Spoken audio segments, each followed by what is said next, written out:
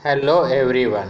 पिछले वीडियो में मैंने आपको सूरदास जी का जीवन परिचय बताया था। आज मैं आपको सूरदास जी के पदों की सप्रसंग व्याख्या बताऊंगा। सूरदास जी के 4 पद हैं। इसमें पहला पद सूरसागर के लीला विलास एवं अन्य 3 पद भ्रमर गीत से लिए गए हैं। प्रथम पद में बताया गया है कि श्री कृष्ण व राधा का प्रथम मिलन होने पर श्री कृष्ण राधा का परिचय पूछकर उसे अपने साथ खेलने के लिए राजी कर लेते हैं। शेष 3 पदों में उद्धव और गोपियों के संवाद है। इसे भ्रमर गीत के रूप में जाना जाता है। भ्रमर गीत हिंदी साहित्य में अनुपम है। उद्धव निर्गुण ब्रह्मा के प्रवर्तक माने जाते हैं। वे श्री कृष्ण के प्रेम में बंधी हुई गोपियों को योग संदेश देकर के उनकी विरह को और अधिक बढ़ा देना चाहते हैं, परंतु गोपियां दृढ़ निश्चयी भाव से श्री कृष्ण को ही अपने अंतर मन में बसा लेना चाहती है। प्रथम पद संदर्भ एवं प्रसंग। प्रस्तुत पद हमारी पाठ्य पुस्तक क्षितिज में संग्रहित सूरदास द्वारा रचित सूरसागर के पदों से उद्धृत है अर्थात लिया गया है। इसमें बताया गया है कि श्री कृष्ण व राधा के प्रथम मिलन पर श्री कृष्ण भोली वाली राधा से उसका परिचय पूछकर उसे अपने वाक चातुर्य से अपने साथ खेलने के लिए राजी कर लेते हैं। व्याख्या। बूझत श्याम कौन तू गोरी, कहाँ रहती काकी है बेटी, देखी नहीं कबहू ब्रज खोरी।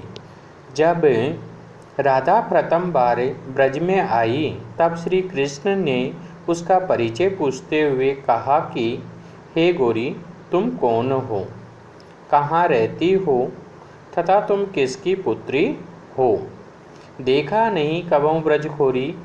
इससे पहले हमने तुम्हें कभी ब्रज की गलियों में नहीं देखा। तब राधा ने उत्तर देते हुए कहा कि काहे को हम ब्रज तन आवती, खेलती रहती आपनी पोरी। राधा कहती है कि हम ब्रज की ओर आती ही नहीं, क्योंकि यहाँ मतलब ब्रज में आने का हमारा कोई प्रयोजन नहीं है, अर्थात हमें ब्रज में आने की क्या आवश्यकता है। खेलती रहती अपनी पोरी, मैं तो अपने घर की दहलीज पर ही खेलती रहती हूँ। आगे राधा कहती है कि सुनत रहते श्रवणनी नंद डोटा, करत फिरत माखन दधी चोरी। राधा कहती है कि हाँ, हमने इतना तो अवश्य सुना है कि कोई नंद जी का लड़का मक्खन व दही की चोरी करता फिरता है। तब श्री कृष्ण कहते हैं, तुम्हारो का चोरी हम लेये, खेलने चलो संग मिली जोरी। अर्थात तब राधा की बातें सुनकर श्री कृष्ण ने बड़ी ही चतुराई से राधा से कहा कि हमने तुम्हारा क्या चुरा लिया, हम तो तुम्हारे साथ खेलने के लिए आए थे, अतः आओ साथ साथ खेलने चले। आगे सूरदास प्रभु सरबस लूट्यो, नागर नवल किशोर। सूरदास जी कहते हैं कि रसिक शिरोमणि प्रभु श्री कृष्ण ने अपनी चतुरतापूर्ण बातों से अर्थात मीठी मीठी बातों से भोली भाली राधा को बहका लिया और उसे साथ खेलने के लिए अपनी बात मनवा ली अर्थात राजी कर लिया। विशेष में कम से कम 4 पॉइंट हमें देने होते हैं। पहला, भाषा शैली सरल सुबोध एवं प्रसंगानुकूल है।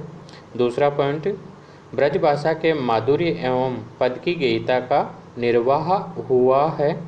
तीसरा, संवाद शैली में सहज वार्तालाप के दर्शन होते हैं। चौथा, अनुप्रास और आक्षेप अलंकार का प्रयोग किया गया है। दूसरा पद संदर्भ एवं प्रसंग। इसमें भी हम पूर्व की बातें ही, बाकी की चीज़ वही बोलेंगे कि प्रस्तुत काव्यांश हमारी पाठ्य पुस्तक क्षितिज में संकलित सूरदास के पदों से अवतरित है। इस पद में गोपियाँ श्री कृष्ण के कपटपूर्ण व्यवहार पर व्यंग्य करती हुई उद्धव से कहती है कि श्री कृष्ण ने अपनी रूप माधुरी से हमारे हृदय को चुरा लिया है, जिससे हमें विरह वेदना सहनी पड़ रही है। प्रथम पंक्ति, मधुकर श्याम हमारे चोर। गोपियाँ उद्धव से कहती है कि हे मधुकर अर्थात अरे भंवरे। यहाँ उद्धव को जो है भंवरे की संज्ञा दी गई है कि तुम्हारे जैसे ही श्याम रंग वाले श्री कृष्ण हमारे चोर हैं। मन हरि लियो तनक चितवनी में चपल नैनन की कोर। उन्होंने यानी गोपियाँ कहती है कि श्री कृष्ण ने अपने चंचल नेत्रों के कोनों से जरा सी तिरछी दृष्टि डालकर हमारे मन को हर लिया है, अर्थात अपने प्रेम युक्त स्नेहमयी तिरछे नेत्रों की दृष्टि से हमारे मन को चुरा लिया है। पकड़े हुते हृदय उर अंतर प्रेम प्रीति के जोर। किंतु हमने भी अपनी प्रीति यानी प्रेम से उन्हें अपने हृदय में बंद कर लिया है, अर्थात उनके प्रेम पर विश्वास करके अपने मन में बसा लिया है। गए छुड़ाए तोरी सब बंधन दे गए असनी अकोर। लेकिन श्री कृष्ण तो हमारे प्रेम के सभी बंधनों को तोड़कर चले गए हैं, अर्थात स्वयं को हमारे बंधनों से छुड़ा ले गए हैं और बदले में हमें भेंट स्वरूप अपनी मंद मुस्कान दे गए हैं। चौकी परी जागत निशि बीती दूत मिल्यो एक भोरे। इस चोरी और कपटपूर्ण व्यवहार का जैसे ही हमें आभास हुआ, वैसे ही हम चौंक कर जाग पड़ी और हमारी सारी रात जागने में ही निकल गई। रात बीतने पर प्रातःकाल हमें भोरा यानी भोरे के रूप में, उनके दूत के रूप में, कहने का मतलब क्या है कि उनके दूत के रूप में एक संदेशवाहक मिला। कौन है? उद्धव, जिसने अपने योग के संदेश देकर हमें बहुत दुखी किया। सूरदास प्रभु सर्वस लूट्यो नागल नवर किशोर। सूरदास जी कहते हैं कि गोपियाँ उद्धव को लक्ष्य करके कहती है कि रसिक शिरोमणि श्री कृष्ण ने हमारा सब कुछ लूट लिया है और अब हमारे हृदय में स्थित उनकी मधुर छवि को ही उद्धव योग का संदेश देकर छीन लेना चाहता है। ये जानकर हमारी पीड़ा और अधिक बढ़ गई है। विशेष भाषा शैली सरल सुबोध और प्रसंगानुकूल है। दूसरा पॉइंट, भावाभिव्यक्ति सहज एवं भावपूर्ण है। तीसरा पॉइंट, अनुप्रास और रूपक अलंकार का सुंदर चित्रण किया गया है। चौथा पॉइंट, कोमल भावनाओं और विरह वेदना की अभिव्यक्ति हुई है। तीसरा पद, इस पद में गोपियाँ मथुरा में स्थित श्री कृष्ण के पास अनेक संदेश भेजती है, परंतु प्रत्युत्तर में उन्हें मथुरा से कोई संदेश नहीं मिला। इस बात को व्यंग्य करती हुई गोपियाँ उद्धव से कहती है, संदेशनी मधुवन कूप भरे। गोपियाँ श्री कृष्ण के उपेक्षापूर्ण व्यवहार पर कहती है कि संदेशनी मधुवन कूप भरे, कि हमारे द्वारा इतने संदेशवाहकों द्वारा मथुरा भेजे गए कि उनसे मथुरा के कुएं भी भर गए होंगे। अपने तो पटवत नहीं मोहन हमरे फिरी न फेरे। आगे गोपियाँ कहती है कि श्री कृष्ण अपने संदेश तो भेजते नहीं और हमारे द्वारा भेजे गए संदेशों को भी जाने वाले संदेशवाहक भी उनके इसके बाद लौटकर नहीं आए हैं। जिते पथिक पठहे मधुवन को बवरी न शोध करे। यहाँ पर गोपियाँ कहती है कि जितने भी पथिक मथुरा गए उन्हें हमने संदेश दिया, किंतु उनमें से किसी भी पथिक ने इस मार्ग की सुध नहीं ली, अर्थात पुनः लौटकर नहीं आया। के वे श्याम शिकाई प्रमोदे के कहूँ बीच मरे। गोपियाँ कहती है कि हमें तो लगता है कि श्री कृष्ण ने उन्हें सिखा कर अपने वश में कर लिया है, अर्थात उन्हें लौटकर नहीं आने दिया है। या फिर ये भी हो सकता है कि वे श्री कृष्ण तक पहुँचने से पहले ही रास्ते में मर गए हों। कागद गरे मेघ मसी खूंटी सरदव लागे जरे। यहाँ पर गोपियाँ कहती है कि ऐसा भी हो सकता है कि मथुरा के सारे कागज वर्षा में गल गए हों या फिर स्याही समाप्त हो गई हो तथा लेखनी कलम के रूप में प्रयुक्त होने वाली सरकंडे में आग लग जाने से वे जल गए हो।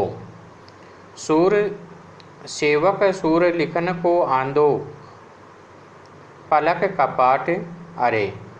आगे सूरदास जी के माध्यम से गोपियाँ कहती है कि ये भी हो सकता है कि श्री कृष्ण के पत्रों का उत्तर देने वाला सेवक ही अंधा हो गया हो। सेवक सूर लिखन को आंदो कि सेवक ही अंधा हो गया हो, जिससे कि उसके पलक रूपी किवाड़ ही न खुल पा रहे हों। ऐसी स्थिति में पत्र कैसे लिखते? अतः इसमें से कोई न कोई कारण जरूर रहा होगा जिसकी वजह से हमें हमारे संदेशों का उत्तर नहीं मिल रहा है। विशेष भाषा शैली सरल, सुबोध और प्रसंगानुकूल है। दूसरा पॉइंट, नेत्रों के पलक पर किवाड़ का आरोप किया गया है, इस कारण रूपक अलंकार है। अनुप्रास और अतिशयोक्ति अलंकार का भी यहाँ पर सुंदर चित्रण किया गया है। तीसरा पॉइंट, मथुरा में भेजे गए संदेशवाहक वहीं अटक गए, इस बात को लेकर भी अनेक संभावनाएं व्यक्त की गई है। चौथा और अंतिम पद, उद्धव मनमाने की बात। इसमें उद्धव ने गोपियों को योग साधना करने तथा निर्गुण ब्रह्मा की उपासना करने का संदेश दिया है, जिसे गोपियों ने अस्वीकार कर अपने मन की व्यवस्था प्रकट की है। व्याख्या, उद्धव मनमाने की बात। उद्धव द्वारा श्री कृष्ण को बुलाकर योग साधना का उपदेश देने पर गोपियाँ उद्धव से कहती है कि ये उद्धव, ये तो अपने मन के मानने की बात है, अर्थात जिससे मन लग जाए उसे वही प्रिय लगता है, अतः वह उसे कष्ट पाने पर भी त्याग नहीं सकता है। आगे गोपियाँ कहती है कि दाक छुआरा छाड़ी अमृत फल विषखारी विष खाते। एग्जाम्पल देकर के उद्धव को समझा रही है कि दाक छुआरा छाड़ी अमृत फल विषकारी विष खाते, कि जिस प्रकार से विष का कीड़ा यानी गंदगी खाने वाला कीड़ा, दाख यानी किशमिश और छुआरे अर्थात ड्राई फ्रूट्स जैसे अमृत रूपी फलों को त्याग कर विष यानी गंदगी को ही खाना पसंद करता है, क्योंकि उसका मन उस विष यानी गंदगी को खाने से ही तृप्त होता है। आगे कहती है, ज्यों चकोर को देई कपूर कहूँ तजी अंगार अगात। उसी प्रकार चकोर पक्षी को कोई कितना भी शीतल और सुगंधित कपूर खिलाए, परंतु वह उसे छोड़कर जलते हुए आग के अंगारों को खाकर ही अपनी भूख मिटाता है। मधुप करत गरफोरी काट में बंदत कमल के पाते। यहाँ पर गोपियाँ कहती है कि भंवरा अपना घर बनाने के लिए कठोर काठ में यानी लकड़ी में छेद कर देता है, परंतु फिर भी वह कमल में बैठ जाता है और सूर्यास्त होने पर उन्हीं कमल की कोमल पंखुड़ियों में बंद हो जाता है। जो पतंग हित जानी आपनो दीपक सो लपटाते।